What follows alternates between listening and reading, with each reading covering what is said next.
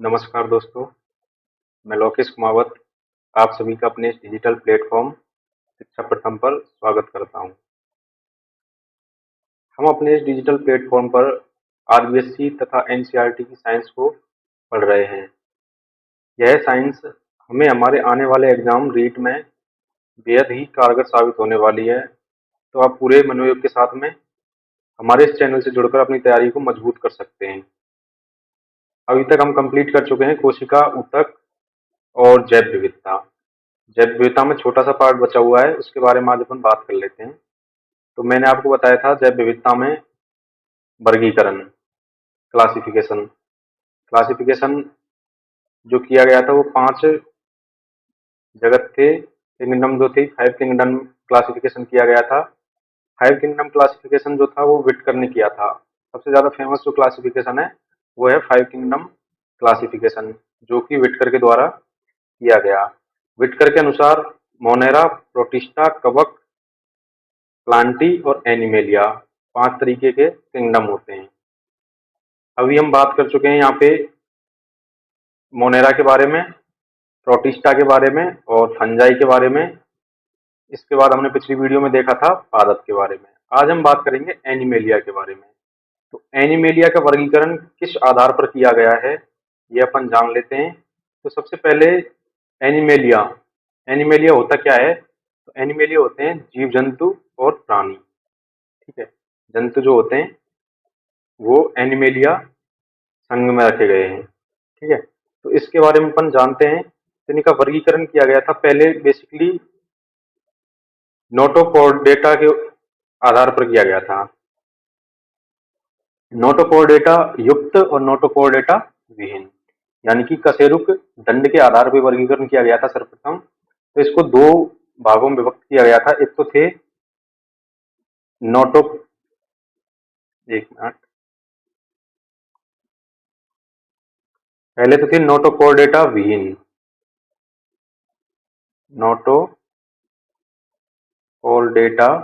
विहीन नंबर 1, और नंबर 2 थे नोटोकॉर्डेटा युक्त, नोटोकॉर्डेटा युक्त, यानी कि कशेरुक दंड विहीन और कशेरुक दंड युक्त। अब बात करें अपन नोटोकॉर्डेटा विहीन, तो नोटोकॉर्डेटा विहीन में 8 प्रकार के उन्होंने बांटा था। वो किस आधार पर बांटा था वो अपन जान लेते हैं। ठीक है, तो उन्होंने वर्गीकरण का जो आधार माना था, वर्गीकरण का आधार, तो वर्गीकरण का आधार माना था उन्होंने शारीरिक संगठन, शारीरिक संगठन। नंबर 2 था सम्मिति। नंबर 3 थे जननिक स्तर, जननिक स्तर। और नंबर 4 थी प्रेगुआ, प्रेगुआ यानी कि देह गुहा। इस आधार पर उन्होंने वर्गीकरण किया था कितने भागों में? 8 भागों में। किसको? नोटोकॉर्डेटा विहीन को। तो वो कौन कौन से थे? नंबर पहला था पोरीफेरा, पोरीफेरा। ठीक है, नंबर 2 था अपना निडेरिया, निडेरिया या फिर इसको अपन बोलते हैं सिलेंट्रेटा, सिलेंट्रेटा। नंबर 3 पे था प्लेटी हेलमिंथीज, प्लेटी हेलमिंथीज। 4 था एसके हेलमिंथीज।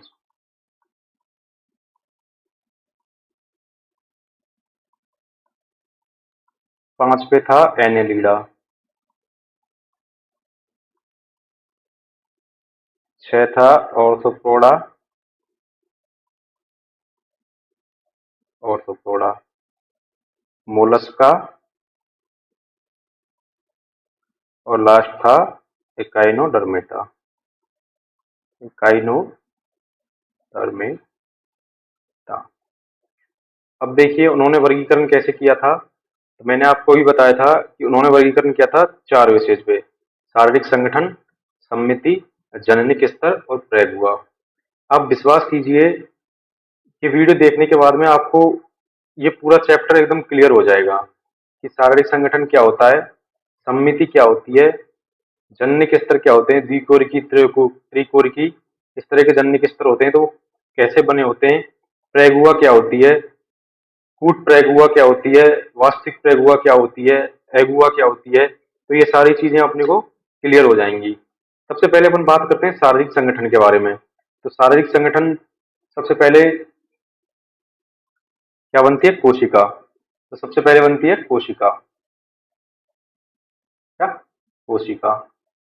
कोशिका से किसका निर्माण होता है, तो कोशिका से निर्माण होता है ऊतक का।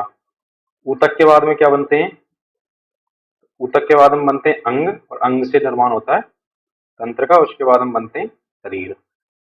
तो सबसे पहले बनती है कोशिका।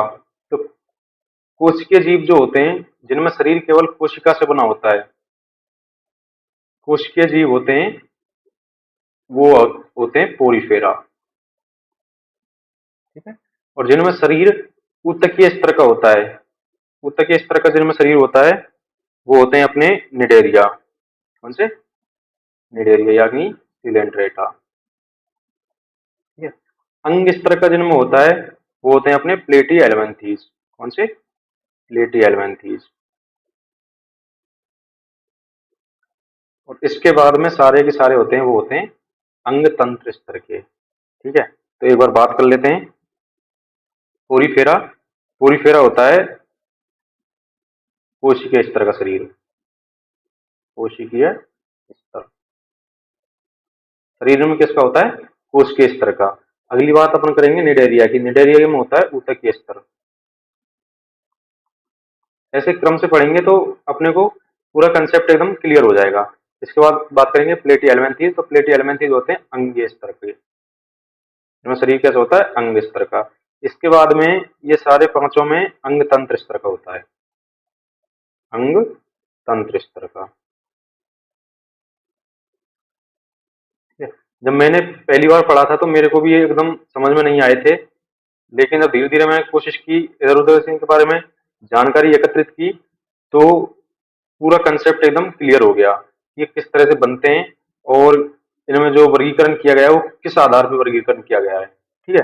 तो किताब से अपन जब डायरेक्ट पढ़ते हैं तो एक बार समझ में नहीं आता है कि वास्तविक प्रेगुआ क्या है, अगुआ क्या है, कूट प्रेगुआ क्या है, द्विकोरिकी क्या होता है, त्रिकोरिकी क्या होता है, अरीय सम्मिति क्या होती है, द्विपार्श्व सम्मिति क्या होती है। तो ये एक बार में समझ में नहीं आएगा। तो उसके लिए मैं जो कठिनाई मैंने फेस की थी वो कठिनाई आप लोगों को ना हो, इसलिए ये वीडियो बना रहा हूँ। और आप यकीन मानिए एक बार ये वीडियो देखने के बाद में आपकी पूरी स्थिति एकदम क्लियर हो जाएगी और पूरा के पूरा कंसेप्ट आपको एकदम दिमाग में घुस जाएगा। ठीक है। तो अब अपन बात करते हैं अगली। ये तो बात हो गई शारीरिक संगठन की। अगली बात हम करेंगे सम्मिति की। सम्मिति क्या होती है, नंबर 2 पे बात करेंगे हम सम्मिति की।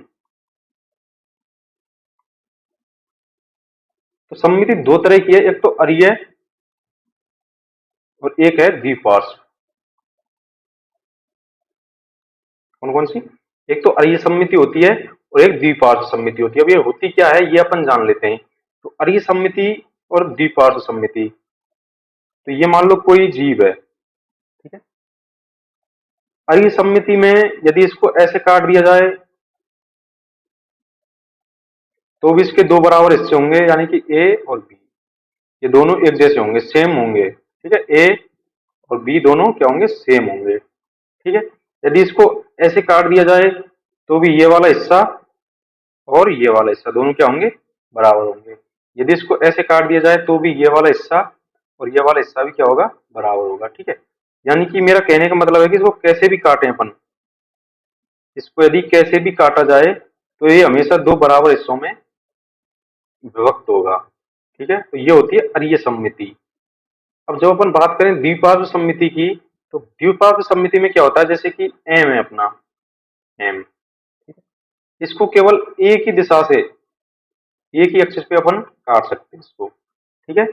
एक एक्स पे काटेंगे, जैसे अब एम को मैंने ये लाइन खींची है, यहाँ से काटेंगे तो ही इसके दो बराबर हिस्से बनेंगे, ये और ये, यानी कि इसको एक दूसरे के ऊपर में रख सकते हैं। ठीक है। लेकिन यदि इसको एम को मैं ऐसे काट दूं, देखिए इसको m को ऐसे काट दूं, ये m है अपना, इसको यूं काट दूं तो क्या ये बराबर हिस्से होंगे? तो इसके बराबर हिस्से नहीं होंगे। तो ये होती है द्विपार्श्व सममिति।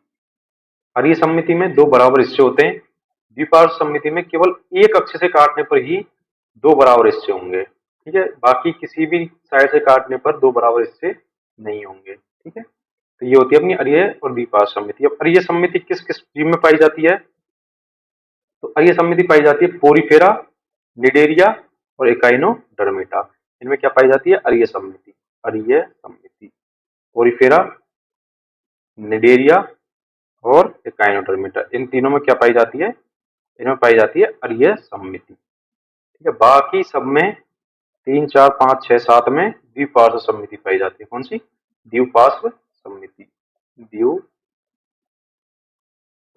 सममिति, ठीक है। यहां तक क्लियर हो गया। आगे हम बात करेंगे जननिक स्तर के बारे में। तो जननिक स्तर क्या होते हैं ये अपन जान लेते हैं। ये थोड़ा ध्यान से समझने की चीज है कि जननिक स्तर क्या होते हैं। जननिक स्तर, सबसे पहले मेल गैमेट्स होता है। एक बार अपन डिटेल से पढ़ लेते हैं शुरू से ही। तो मेल गैमेट्स होता है और फीमेल गैमेट्स होता है, ठीक है। दोनों क्रॉस करते हैं तो फर्टिलाइजेशन होता है। फर्टिलाइजेशन, ठीक है, फर्टिलाइजेशन हो गया। फर्टिलाइजेशन के बाद में बनता है जायगोट। क्या बनता है? जायगोट, ठीक है। जायगोट के बाद में इसकी अगली स्टेज आती है ब्लास्टूला। ब्लास्टूला, ठीक है। ब्लास्टूला के बाद में आती है गैस्ट्रूला। ब्लास्टूला के बाद में गैस्ट्रूला, ब्लास्टूला और गैस्ट्रूला। गैस्ट्रूला में 3 लेयर बनती हैं, ठीक है। यहां से ध्यान से देखना है कि गैस्ट्रूला में कितनी लेयर बनती हैं। तो गैस्ट्रूला में बनती है 3 लेयर। कौन कौन सी? एक्टोडर्म, एक होती है मीजोडर्म, एक होती है एंडोडर्म, ठीक है। 3 लेयर बनती हैं, एक्टोडर्म, मीजोडर्म और एंडोडर्म, ठीक है। अब हम बात करते हैं, 3 लेयर बन गई अपनी। कौन कौन सी? एक्टोडर्म, मीजोडर्म और एंडोडर्म, ठीक है। 3 लेयर में से यदि किसी में 2 ही लेयर उपस्थित हो, यानी कि एक्टोडर्म और एंडोडर्म, कौन कौन सी? एक्टोडर्म और एंडोडर्म किसी में उपस्थित हो तो ये हो जाएंगे द्विकोरिकी। यानी कि वे जीव जिनमें केवल एक्टोडर्म और एंडोडर्म उपस्थित हो वो क्या कहलाते हैं? द्विकोरिकी। यानी कि द्विकोरिकी, द्विकोरिकी कौन से हो गए? जिनमें एक्टोडर्म उपस्थित होती है और एंडोडर्म उपस्थित होती है। और त्रिकोरिकी कौन से होते हैं? त्रिकोरिकी होते हैं जिनमें तीनों के तीनों लेयर उपस्थित होती हैं। ये क्या है? त्रिकोरिकी जीव कहलाते हैं, ठीक है। तो अपन देख लेते हैं कि कौन कौन से जीव द्विकोरिकी हैं और कौन कौन से त्रिकोरिकी हैं। तो यहाँ पे अपना निडेरिया जो है वो है द्विकोरिकी। द्विकोरिकी, बाकी सारे क्या हैं?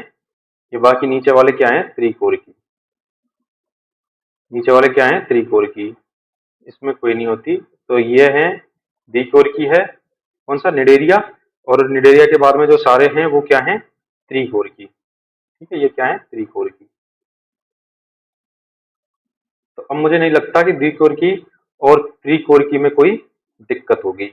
आगे हम बात करेंगे चौथा जो टाइप है प्रेगुआ के बारे में। प्रेगुआ क्या होती है?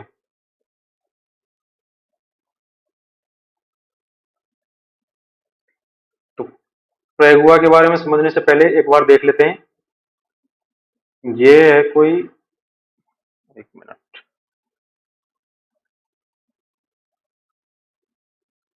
ये हो गई अपनी एक्टोडर्म। क्या ये हो गई? एक्टोडर्म। ये है एक्टोडर्म। ठीक है, ये है एक्टोडर्म।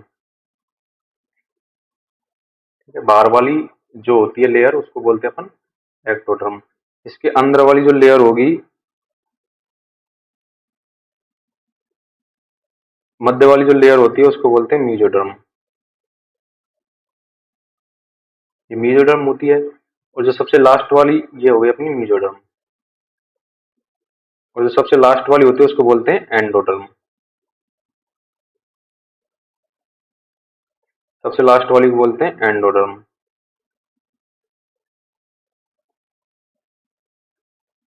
ठीक है, 3 लेयर हो गई ना, इसमें दिख रही ना।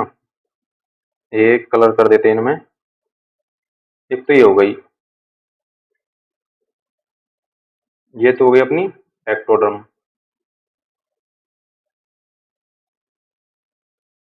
ठीक है, ये अपनी एक्टोडर्म हो गई। यहाँ तक एक्टोडर्म है। इसके बाद में अपनी है मीजोडर्म। ये हो गई अपनी मीजोडर्म।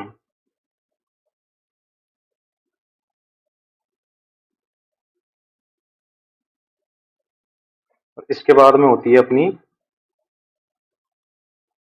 कौन सी? लास्ट वाली, एंडोडर्म। ठीक है,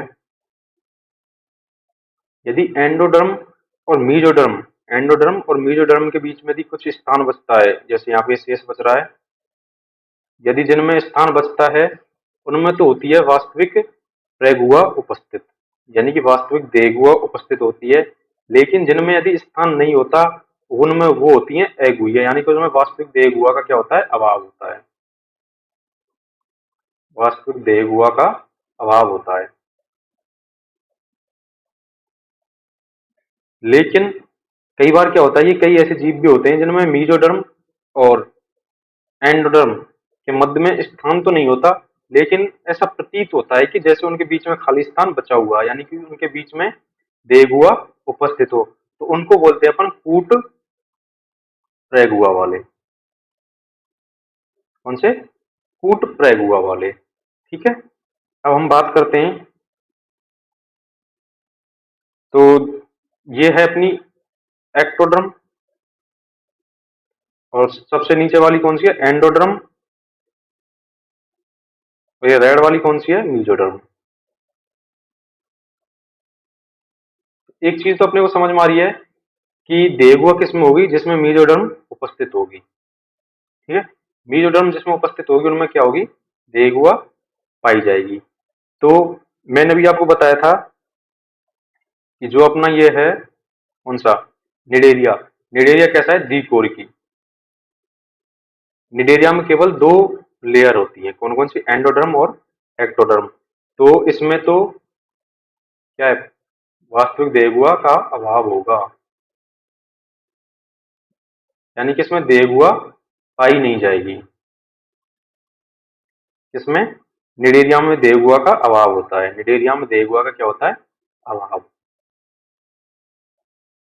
लेकिन यदि अपन बात करें प्लेटी एल्बंथीज की, तो प्लेटी एल्बंथीज में तीनों लेयर होने के बावजूद भी देगुआ का अभाव होता है। क्यों? तो मेरा कहने का मतलब यह है कि उसमें मीजोडर्म और एंडोडर्म के मध्य में जगह नहीं बचती है, इसलिए उसमें देगुआ का अभाव होता है। किसमें? प्लेटी एल्बंथीज में। यदि क्वेश्चन में पूछ लिया जाए कि ऐसा कौन सा संघ है, ऐसा कौन सा फाइलम है जिसमें कि मीजोडर्म होने के बावजूद भी मीजोडर्म होने के बावजूद भी वास्तविक देगुआ का अभाव होता है, तो कौन सी है वो? प्लेटी एल्मंथीज। आगे हम बात करते हैं एस के एल्मंथीज की। तो एस के एल्मंथीज में क्या होता है कि एस के एल्मंथीज में वास्तविक देगुआ तो नहीं होती, लेकिन ऐसा प्रतीत होता है जैसे देगुआ उपस्थित हो। तो इसमें कूट प्रेगुआ उपस्थित होती है। कूट प्रेगुआ उपस्थित होती है। कूट का मतलब क्या होता है? जैसे यहाँ पे समझ लेते हैं। जैसे कि ये अपनी एक्टोडर्म है, कलर चेंज कर लेते हैं। ये एक्टोडर्म हो गई और ये मीजोडर्म हो गई और अंदर वाली हो गई एंडोडर्म। तो ये एंडोडर्म और मीजोडर्म के बीच में ऐसे स्थान उपस्थित होते हैं, यानी कि वास्तव में तो जगह उपस्थित नहीं होती, यानी कि वास्तविक प्रेगुआ का तो अभाव होता है। एस के एलमंथीज में वास्तविक प्रेगुआ का तो क्या होता है, अभाव होता है। लेकिन हमें ऐसा प्रतीत होता है जैसे इसमें प्रेगुआ उपस्थित हो। इसमें क्या है, कूट प्रेगुई होता है ये। वो ऐसा समय क्यों होता है, क्योंकि यहाँ पे एंडोडर्म और मीजोडर्म के बीच में कुछ स्थान खाली होता है। जैसे ये मैं रेड कलर से दिखा देता हूँ, ये वाला स्थान खाली है यहाँ पे, ये वाला स्थान क्या है, खाली है, इसलिए इसको बोलते हैं अपन कूट प्रेगुई। एस के हेलमिंथीज क्या होता है, कूट प्रेगुई, एस के हेलमिंथीज। बाकी सारे जो होते हैं उनमें वास्तविक देगुआ पाई जाती है। बाकी कौन कौन से बचे, निडेरिया, तो निडेरिया में वास्तविक देगुआ होती है, ठीक है। आर्थ्रोपोडा, आर्थ्रोपोडा में भी वास्तविक देगुआ होती है। मोलस्का, मोलस्का में भी वास्तविक देगुआ होती है। इसके बाद में होता है इकाइनोडर्मेटा, तो इकाइनोडर्मेटा में भी वास्तविक देगुआ पाई जाती है, ठीक है। तो एक बार अपन रिवीजन कर लेते हैं जो अपन ने पढ़ा है।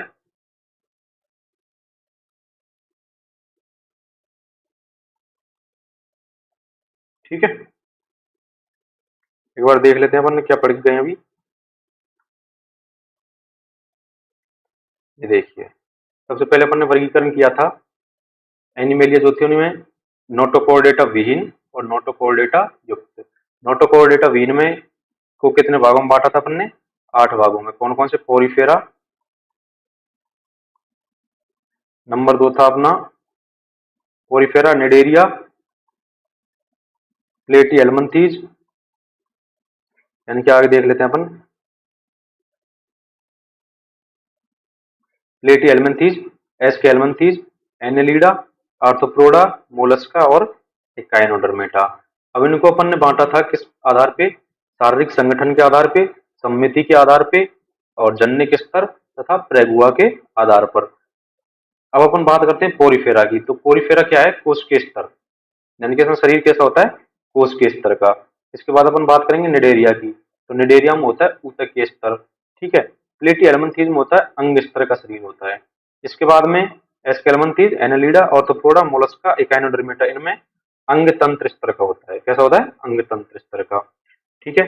अब अपन बात करते हैं सम्मिति के बारे में। तो पोरीफेरा और निडेरिया, इन पोरीफेरा, निडेरिया और इकाइनोडर्मेटा, इन तीनों में होती है अरीय सम्मिति। कौन सी, अरीय सम्मिति। इसके बाद अपन बात करते हैं आगे जन्य के स्तर के बारे में। तो जन्य के स्तर में द्विकोरिकी और त्रिकोरिकी। द्विकोरिकी कौन से होते हैं, जिसमें 2 लेयर पाई जाती है, कौन कौन सी, एक्टोडर्म और एंडोडर्म। और त्रिकोरिकी कौन से होते हैं, जिसमें 3 लेयर पाई जाती है, कौन कौन सी, एक्टोडर्म, मीजोडर्म और एंडोडर्म, ठीक है। अब अपन बात करते हैं वास्तविक देगुआ की। तो वास्तविक देगुआ उसमें पाई जाएगी जिसमें 3 लेयर उपस्थित होती हैं, कौन कौन सी, एक्टोडर्म, एंडोडर्म और मीजोडर्म। इनमें वास्तविक देगुआ उपस्थित होती है। ऐसा कौन सा फाइलम है जिसमें मीजोडर्म के होते हुए भी वास्तविक देगुआ का अभाव होता है, तो वो है प्लेटी हेलमिंथीज। क्यों होता है, मैंने आपको बताया है, क्योंकि इसमें मीजोडर्म और एंडोडर्म के मध्य में जगह नहीं बचती है। एसके हेलमिंथीज में कूट प्रेगुआ होती है। कूट प्रेगुआ क्यों होती है, क्योंकि इसमें वास्तव में मीजोडर्म और एंडोडर्म के मध्य में जगह नहीं बचती, लेकिन प्रतीत ऐसा होता है कि मीजोडर्म और एंडोडर्म के मध्य में कुछ जगह बची हुई है, इसलिए इसको बोलते हैं अपन कूट प्रेगुई, ठीक है। तो उम्मीद करता हूं यहाँ तक आपकी स्थिति एकदम क्लियर हो गई होगी कि किस तरह से अपन ने इनको वर्गीकृत किया है। तो आज के लिए इतना ही काफी है। यदि आप लोगों को कंटेंट पसंद आ रहा है तो वीडियो को लाइक करें, चैनल को सब्सक्राइब करें और कमेंट करना ना भूलें, जिससे कि हमें मोटिवेशन मिले और हम अपने कंटेंट में और सुधार करने की कोशिश करें। और साथ ही साथ में हमारे चैनल से जुड़ करके आप अपनी तैयारी को मजबूत करें। ठीक है, थैंक यू, धन्यवाद।